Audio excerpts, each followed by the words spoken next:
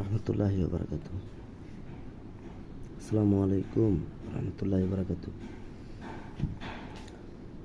এই যে বাজার থেকে আমরা যারা ডিম আনি, আমি সবসময় শুনে আসছি যে ডিমে নাকি মাঝে মাঝে প্লাস্টিক পাওয়া যায়, মানে প্লাস্টিক দিয়ে ডিম তৈরি হয়। এটা আমি কখনো বিশ্বাস করতাম না যে প্লাস্টিক দিয়ে আবার ডিম তৈরি হয়। মানুষের মুখে বসে, কিন্তু আজকে আমি এই যে বাচ্চার জন্য কোয়েল পাখির ডিম নিয়ে আসছি। হ্যাঁ, এই দেখেন কোয়েল পাখির ডিম ভাঙছি। এটা দেখেন, এই যে শক্ত, এত শক্ত এটা। হ্যাঁ, এটা অনেক চেষ্টা করেও আপনার করা দ্বারা ভাঙা যেতেছে না। মানে কি পরিমাণ নর্মাল ডিম হলে ডিম যদি পইচাও যায়, এরকম কিন্তু শক্ত হওয়ার কথা না।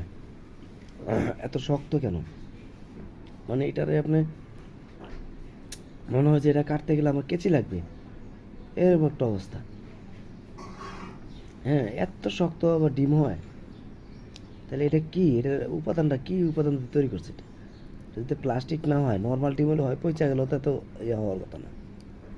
মানে এটার আমি, মানে এই যে করতেছি, তারপরে এটার আমি ভাঙতে পারতেছি না। মানে কি একটা অবস্থা দেখছেন? এই যে অনেক চাপ দিলেও এটা ভাঙে না। এগুলা কি কিসের ডিম?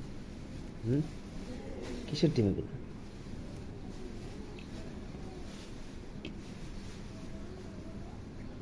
তাই বাচ্চাদের খাওয়ানোর আগে, যে কোনো জিনিস খাওয়ানোর আগে ভালো করে নিশ্চিত হয়ে খাওয়ান।